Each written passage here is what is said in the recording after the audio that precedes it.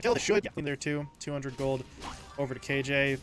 Some Yuma illusions coming in on the back end, but a little bit too late to matter. And, well, if you're SG, you were out of the base, you were farming okay, but this is a high ground push. Who comes back? How seriously do they take the threat here? As Yuma is the first man in, summoning up illusions, clearing out a lot of this aggression, to be honest. Tower's not really even taking any hits anymore, so that is dealt with quite nicely, and they're just going to reset. I mean, they've already got Prada back up. That was a very short death timer for your Undying, so he's back in. He's ready to go. The neutral creep that he summoned there with the shovel drops an item, so it's kind of neat. Don't know who really wants that quiver at this point, but you know, it's something. You get a little bit more efficiency and you buy more time as Yuma just sending out the illusions mid, just slowing things down as much as possible. And if your Wolf team, well, ET, it feels like they don't want to wait, right? Next Roche wouldn't be up for 2 minutes, just a bit over that, so it's a long time to wait. That's a long time to let the PL keep farming. Yeah, and they can't afford to just stay up here. They will have to eventually push in both mid and bottom, and then that gives SG a smoke opportunity, and then it just ends up becoming a situation where even though Wolf team have done a great job of obtaining the control here, and they do get the top tower, but oh, what? Oscar cancels his own, pulverize, and now he just has to run away. This was BKB, though. They're not able to clean up that tomb either. Probably have to look for the disengage now, but they still have coil. KXY, how much do you want to push it here? I don't think very far, but now, sure, you use your BKB on Primal Beast, but can only imagine that they're going to look for a smoke up as soon as that meta's ticked out. They now have a bit of an opening. Meta will be down, BKB will be down, so just need to find their initiation. For right now, though, ET on the SG side, they need to find their players, because 2 of them did just DC. So that is what the pause is for here. Hopefully we can get them back in pretty quickly, and I do believe got Oscar attempting to reconnect already. So, well, once everybody's back in the server, we'll see where they go. BKB may not be up for Oscar, but he still has Blink Pulverize, so he could go in and either make the space for KXY to then drop the Dream Coil, or honestly, maybe they do it the other way around, right? Dream Coil Silence would then free up the Pulverize play, and you have less to worry about in terms of canceling it. No, for sure. And well, still waiting for them to get underway here, but this game is ever so slightly, despite the gold lead, tilting more and more into SG's favor. It's where really this PL just being the one to eventually win the matchup. As soon as Yuma has the Scotty, it's really anybody's game at that point. It's all on Wolf team to just start the fight onto PL, to not let Yuma get those illusions going with the juxtapose. Otherwise, it might be too late. And all you have to do then is simply land a Dream Coil, land a spell, land any stun, and then the PL will just take you the rest of the way. But we're still going to have to wait and see if that is actually going to play out, or if Wolf team will just continue to ride the wave of their own timing here. Because HFN, once he has that Daedalus, well, he's going to immediately start to chunk through those heroes still. It's where nobody has really all too much armor. You're starting to get a little bit more on Oscar here. He's got the plate mail. He's looking for a Shiva's Guard, but everybody else will just straight up die. Even the PL can get chunked. It's where that Scotty is going to be so important. But still about 2,000 gold away. Not enough time, I'm assuming, before the Roche is going to get up. But that's where Yuma, farm while you can. If you can get the Scotty and then use it to contest Roche, it's going to make that next Aegis so much more difficult for Wolf team to obtain. An Aegis that they need to actually push onto the high ground. Yeah, we've seen them do a little bit of poking and prodding here. They were able to take the tier 3 top, but a definitive base-breaking push really just kind of feels a little out of their reach until they have that Aegis to fall back on. So they're going to try to wait, but SG, they would like to fight. They've got a 5-man smoke. They're making their way down mid. They do get scanned out, though, so that's going to tip off a little bit here on the Wolf team side. And now they just break on the high ground. Zeus, though, with the Invis rune, he was doing a little bit of scouting, but they're not going to take the fight. Instead, they're going to send the illusions up top, keep that pushed in. Okay damage onto the ranged Rax here. And Rax is a Rax, right? Even if it's just the range, it is still going to help this lane push a little bit better, but it's more about forcing the response, because now SG are partially falling back, but some of their lineup is still outside, and Sooths, well, I don't know. Maybe he could have forced the BKB there if he gets the root down onto Oscar, but he's going to hold his fire, and they'll regroup on their own side. Is SG, did they just smoke again? Yeah, that is a second smoke, so. Mm-hmm. Oh, He's okay, scouted, XY. though. He checked like a 1 second off the timer, I think, so I'm not sure they know it's back up now. No, and they know about the ward on the hill. They did get the D word, though. Very important that SG don't have this showing their backline, but with Roche alive and the Daedalus, it's very simple for HFN to just walk in and start it, and then you are forced into a back against the wall situation where you have to fight your opponents here. Wolf team, though, they want to fight for that cliff. They want to smoke, and then they want to walk up to it, but for smoke has to come out on the crow. We're stuck in a very pensive state right now. One where they will show the puck bottom, and KXY with Boots of Travel start to get that creep pressure going against you, but that's where Ember Spirit is one of the best heroes in the game to answer this. But smoke up, they will go for it.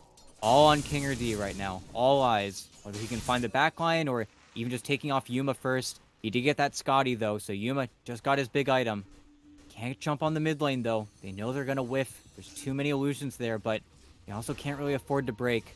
Arcane Rune might change things a little bit, and KXY's gunning for it, but not going to do it. Does break the smoke onto the Mars, though, so there's no initiation coming from him, or at least not the ideal initiation. So the Roche will maybe get started. Teams will reset. HFN to the pit. Starting to get it going here. Daedalus is really helping him chunk through this, but Yuma's going to send the illusions in. Now they realize this is going down. What's the response from the SG side here? They've got to be so incredibly careful, because if they do actually commit for a fight in the pit, ET, well, look at the positioning from KJ. He knows what's up. He's just going to sit here, and he's going to wait to drop kisses onto 3 or 4, so SG have to be so careful about the way they approach this. Part of the reason why both sides are kind of hesitant to just send it and go in fully. Yeah, and well, as it gets started, as we keep going here, not seeing too much of a movement, but they let the wrap happen. So now they've got a little high ground to play around with. Sure, you do see them right now. They're on the cusp of your vision, and this is smoke number 3 from SG. They are running out of it, and they're fighting for the D word, but KJ, oh no. They jump straight in onto KJ. They'll find that first kill. Then they take down HFN as well. The Terrorize doing so much work there. BKB didn't come out in time. And Wolf Team, there's no way they can win this. Zeus is going to try and do some damage, but now he has to dance his way out. He's looking for the TP home. Does he make it? Yes, he does. But that's Roche surrendered, and HFN, I don't know. A little bit overconfident there. BKB was available that whole time, and if you pop BKB, right, the Terrorize really doesn't do much to you. Instead, he gets caught by the fear, and well, he's dead alongside 2 other teammates. Roche is going to go Yuma's way here. He has no need for the shard because he already bought one, so we'll see who they give it to. Although Sue says, hold on a second, they're not getting it for free. He tries to make a move, but now he's going to get rooted. Curse Crown is on him. FCR, though, trying to defend with the Mystic Flare. Does a nice bit of damage onto LTH, and it is going to allow the Ember to fall back. Yeah, now Kisses winning too. Kind of off the mark, but maybe it's enough to force the PL off, and this is not a fast Roche. He is clawing for it. Try to get it before the TP respawns, but yeah, nice ward as well. Do they run out of the pit? No. Instead, they decide to concede. It's too difficult. Instead, they're looking for a play onto the puck, but Spear's off the mark, and now it's time to get back. But Aegis was claimed for SG, and Yuma gets the Ag Shard as well, gets to retreat, and Wolf Team, they lose one of their probably best win conditions in this game. And, well, who gets the shard? I think Yuma, is he the only person who actually bought it out? No, okay, the Dark Willow bought one as well, so you're kind of not in the running here, but the Primal Beast, the Puck, the Undying, all could grab that from their teammate. I'd probably say Rockfair is probably the best one, but, you know, some people don't like it, surprisingly. Just, thinking it's unreliable, and it does have a very long cast animation, but I mean, SG just get to breathe kind of a breath of fresh air here. They don't have to actually be too pressured now, and their opponents will certainly look to just farm, look for some more big items. It's where I honestly think for FCR, probably time to just turn the build around and just get a straight up hex, I think, at this point. Just making sure that you can actually kill some of these heroes. Not like KXY is itemizing for a Lincoln Sphere at all. It's where I think There are a good few items now that we might need for Wolf Team to actually take that next team fight. As King RD getting pretty low. Misses the spear. Doesn't want to pop his BKB, but has to do it anyway, but might be too late. Yeah, the cookie play is going to get him out, though, so he's not dead yet. HFN, though, went in. They did get the Mystic Flare down, but there's that Yule Scepter. It's going to keep the puck alive, but the spear connects onto two. Do they turn? Yes, they do. HFN's immediately in there. King RD, though, did die. As Yuma's a little low himself. Not the way you want to use your Aegis here. Oscar's going to try to run interference. Coming in, he is going to have to sacrifice himself here, but Yuma didn't leave. They've got him rooted. They've got the damage on him. They know that's the real one. They'll take out the Aegis. And things are starting to get a little bit awkward here. Yuma, though, is back up. KXY, however, is unbelievably low on HP. So he's trying to back off as Yuma goes in. KJ able to cookie himself, creating that separation.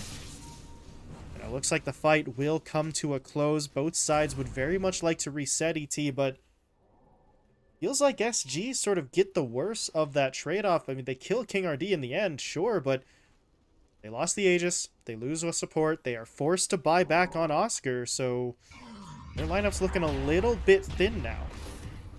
Yeah, and the reason that Yuma looks so scared in that fight is because he is just afraid of getting sundered. If they find the real one, then the jig is up. You just immediately die pretty much after that point. And even then, felt like the puck really just got close there. A little bit too close. And a real reason why SG had to overjump with the Primal Beast, because he was in such dire straits. And he does get to survive. And I think a large part of it was also just a lot of the illusions actually tanking the right clicks from HFN. But now the danger zone is kind of evaded, and SG lose that buffer that they were able to play with up until that point. And now we'll have to see how they decide to play around here. Because, hey, if SG are just going to throw your bodies at you and then suddenly the game starts to even out, it's where I think this puck, in not going for any more defensive items, as I said, looking for the overwhelming blink, you do afford your opponents a little bit of an opportunity. But that's also where Bloodthorn done now from Yuma. Yuma is just going to look for his own plays. He can actually start his own fights and will win that backline fight. He will just take out the Scarth Mage or the Snapfire if he gets too much time to himself. And now you take a look at HFN, right? Things like the BKB and the Manta have to be used even more strategically, because if you blow that early to avoid, a Bramble route even, right? Then maybe that Bloodthorn gets saved for you, and you take a just stupidly high amount of damage when you can't sunder because you're silenced. So, high stakes stuff here as we are getting into the late game. SG, they've got a little bit of a lead here. ET win probability, that's about 64%, well, 65 there as it ticks up for a moment. So, Dota Plus at least believing that that momentum is shifting onto their side, but they still need to be able to take a team fight win, because the last time around they tried to go in with Aegis and it didn't really look great. Yeah, no, was not it. For sure was not it, but it's where, unfortunately for Wolf Team, really only the Ember Spirit and the Terrorblade are growing right now, which is fine for the immediate. You just got a full Satanic on your Terrorblade, but until you get a few more disables, until you get these big items on your 3, 4, 5, I feel like, honestly, it's time to give them a little bit more priority. Sooth is going to be level 25 and with the full Ags on the Ember Spirit pretty soon here, but it's where this could be a refresher on King RD. It could be, again, a Hex for FCR, which I think would absolutely blow this game wide open. Now it looks like both sides, though, are a little bit too scared to make a move. And it makes sense for SG. They're literally out of smokes right now. They have used everything to try and secure that Roach. They've just got one sitting kind of on deck here with LPH. But that's where I think Wolf Team are much more likely to try and get aggressive sooner, because they're feeling themselves a little bit more. And with King RD picking up this refresher, odds that he actually spears the right PL have just jumped immensely. Now you just have a little bit more of that buffer. It's going to be very difficult to actually execute because he has, I think, maybe 100 mana margin of error there. So if he gets his mana burned by the PL, then suddenly you aren't getting that second spear off, and then maybe you just walk out of that second arena, which is absolutely something King RD is going to have to be very mindful of. Well, keep an eye on it. And actually, there you go. Yeah, I was trying to do some math. It would be close. He's got mangoes coming out to him on the courier here as well. So, yeah, just in case. I mean, this bracer isn't really going to do you all that much good in comparison, so you've got a slot. As he will. I mean, this is actually going to be insane from King RD. It's 500 for 2 arenas. It's 700 for 2 or for the refresher, or 350 for the refresher. I mean, it's close. It is not going to be easy. That's why he does have the mangoes. But smoke up. It's time. Let's see where they look to connect. And Yuma, he is smoked. He's using the ninja gear. He's abusing it. Using ninja gear and flicker. What an annoying PL player. That is not a bad plan at all, but in the meantime, Wolf Team Smoke gets him across the river. They're going to take the outpost, and, well, if they can't find a fight, they could just try for a forcing play, right? The tier 3 is down in the top lane, so push in there, get a little pressure, see who comes back, and reevaluate your options for a fight at that stage, because with the way SG are pushing onto their opponent's side of the map, I'm not really sure that Wolf Team would have the benefits of initiation here if they do meet. And that's why Wolf Team are just maintaining their strength on the high ground here. Using the TB illusions, abusing it a little bit, making sure at least 2 waves are getting creep cut, but that's why SG situate themselves where they are. They actually all TP to the bottom outpost to try and get some more creep pressure onto the tier 3 bottom, saying, well, are you going to come back, or are we going to come back? Well, let's see. I think you're probably going to be able to get that top range Rex as well with the TB illusion if HFN wants the micro for it, and yeah, it looks pretty dead, but we're still just waiting for that next Roche. That's really the only catalyst that's going to force either of these sides to go down to the low ground and fight each other. Could be a quick one at this point. We're going to see 10 seconds away from that fastest possible respawn, so certainly be something to keep an eye on. But for now, well, they see HFN here. There's going to be the Diffusal Blade. Pops the inhibit, but this isn't really the most serious of initiations. But they are trying to go in onto the Ember Spirit here. They got the Pulverize before his BKB, so the Terrorize actually hits as well. And there's that combo again, ET. Last time it was onto HFN himself. This time they catch Seuss with no buyback. He's dead for 90. His buyback's coming up in just a little bit, though, as he's getting some gold trickling in, but it opens up a window. Ooh. FCR They dead do as escape. well. Yeah, just gets taken down by the puck.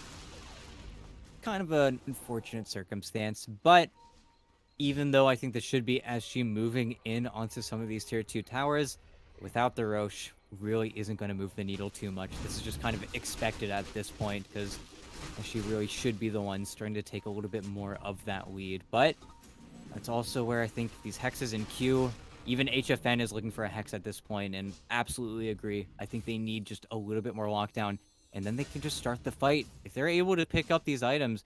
And I also feel like at this point, FCR's had this Force F queued up for a good 20 minutes now. I feel like it almost has to be a hex at this point. Just feels like you could have bought the Force Staff a while ago if you really wanted to, but he's been really patient with his gold for a good reason. Yeah. I don't know. He doesn't really have to be overly rushed in terms of an item at this point, but you would like to see something from him in the near future. In the meantime, tier 2 tower taken, SG able to pick it up. Just trying to establish control here on their opponent's side of the river, get some vision in this triangle, because Roche is only about 50 seconds away, so the longer they can hold this position, the better off they're going to be when Roche does respawn. And speaking of respawning, ET, the Ember is back up. Very long respawn for Seuss, but he is going to rejoin his team. We'll see now if he can avoid that initiation again, right? Because, I don't know. That combo's been a little bit tough onto him. People don't want to preemptively BKB, so they do get caught by the Pulverize, although... Oh, KJ. Light breaks out. Mystic Flare's down onto the Primal, so he's taking a just massive amount of damage. And they kill him off. KJ had to trade, but KJ's now going to buy back, rejoining the fight. Arena does get deployed. There's a Tombstone up on the high ground, though, so that's going to sort of give them a little bit of pause, but they do clear through it. Now HFN says, I want kills. Pushing his way forward. Prada taken down. Prada buying back immediately. Seuss should be able to dodge out the Curse Crown, and he's actually going to push his way forward, but there's going to be that Terrorize. Not this time, though. So he is just going to jump his way through it. Pops the BKB to be sure. LTH will fall, and LTH now forced to buy back. They realize, hey, Roche has got to be respawning. We can't afford to give up the pit. But this is dangerous, AT. That's 3 buybacks committed. So if they lose members now and lose control of the pit, Wolf Team are going to go right down the middle. Yeah, and HFN, despite using meta, he's got a Refresher Orb now. Neither side can afford to lose their supports at this stage. Everybody needs to be so conscious of their positioning. It's where you can't be too late on your BKBs. You have to be very preemptive. There is a tombstone up in 4 seconds, though, but everybody still has everything. The one player that doesn't have too much to give here is the Mars, but everybody else is ready for this next team fight. Here we go. Suits pestering, not letting Yuma really do too much here, but that's where until they kill this tombstone, I don't know if they're going to be strong enough to do this. And now, do you pop the refresher? You still have BKB, you still have Satanic. And yeah, I mean, everybody's going to start to lag. There are zombies, there are illusions, there are reflections. This is where the team fight gets so important execution-wise. Just a tough scenario here. Prada is on half duration for his flesh golem, so if Wolf Team could maybe draw this out a little bit longer, then you're going to be on the back end of that ult. Still have to deal with the tombstone that they can't clear out of that pit, though. But you did get Yuma out, so Roche isn't going to be taken down just yet.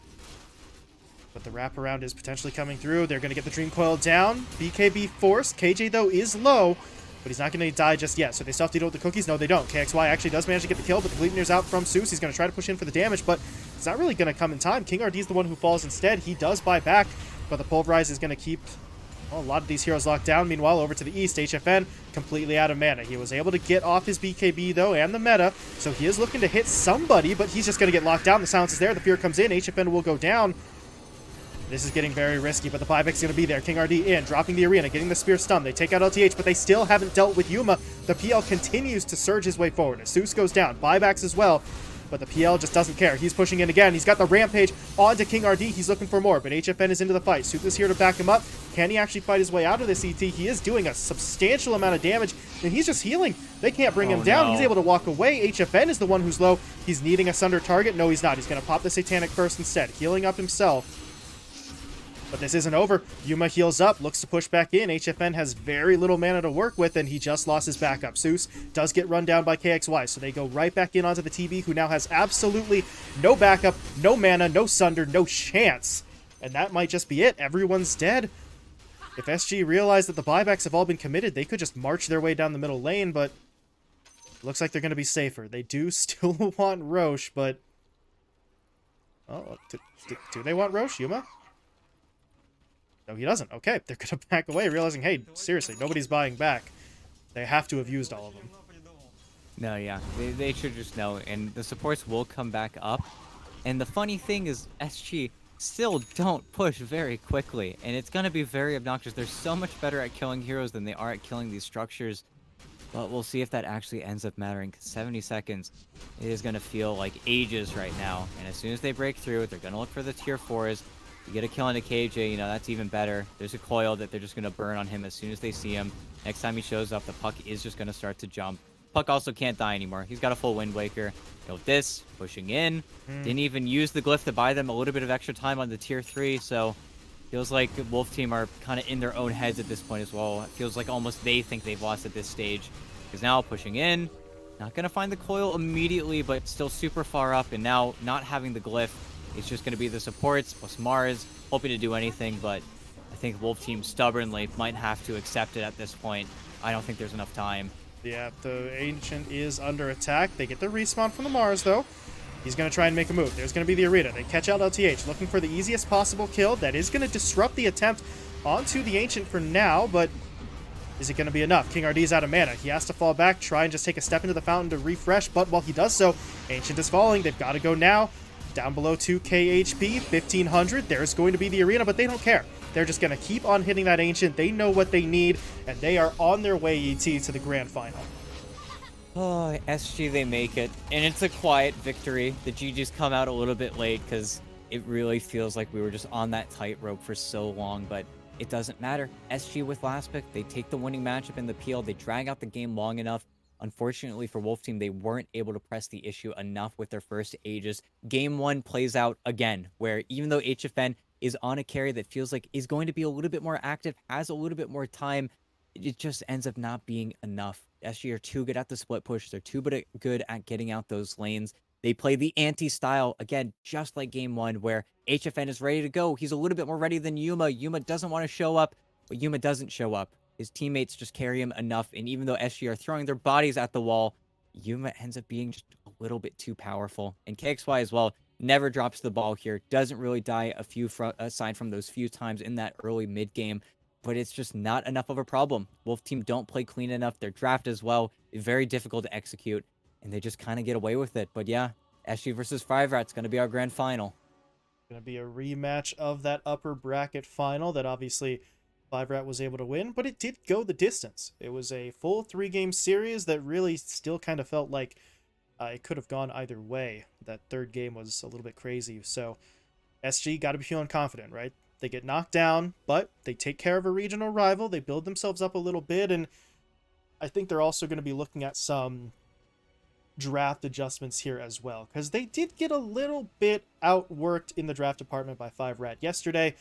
They've got to have some ideas of how to even that up. So they are going to be moving on here. They claim that other grand final spot, so we're going to talk more about them, obviously, when the time comes, ET. But for now, we'll focus a little bit on the losing side, because Wolf Team, you know, I said they had a little bit of that sort of dog champ magic from the previous Pro Series runs, because they finished third with 2 stand-ins.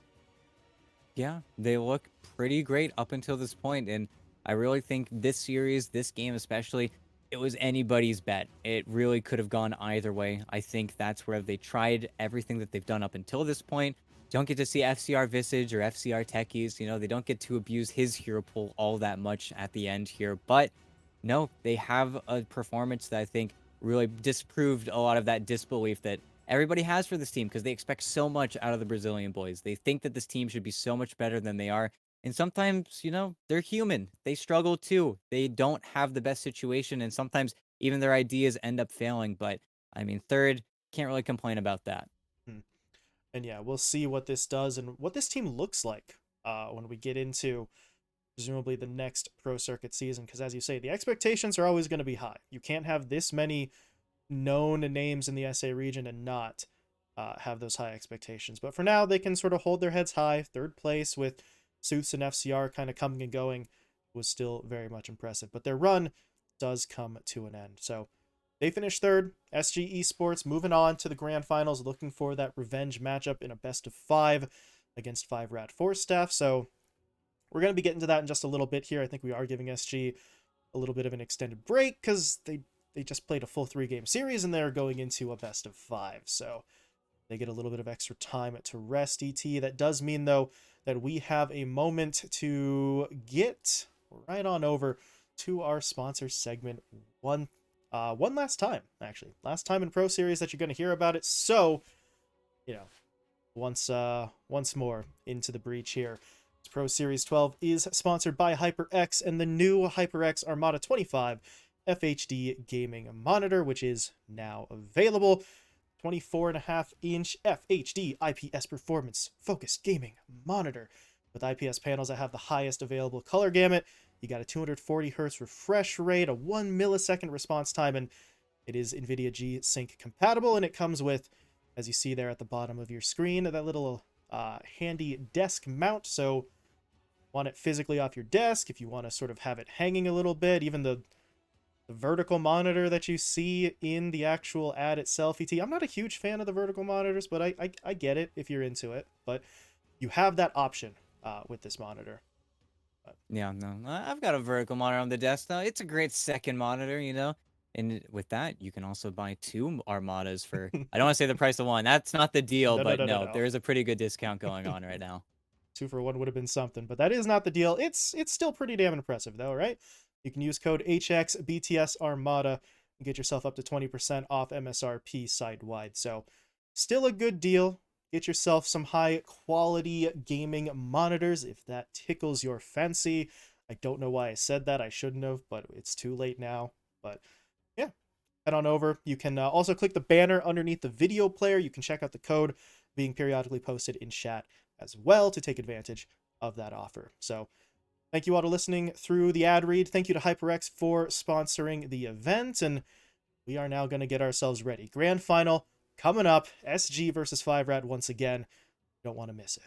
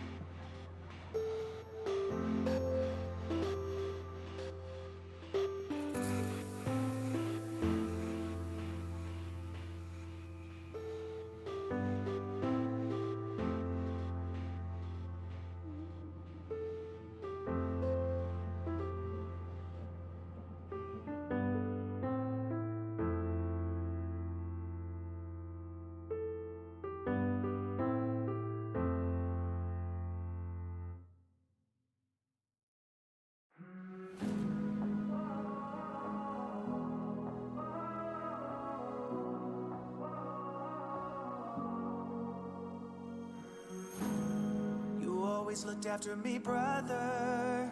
When we were children, you always had my back. You took all the blame when our father caught us doing things that drove a man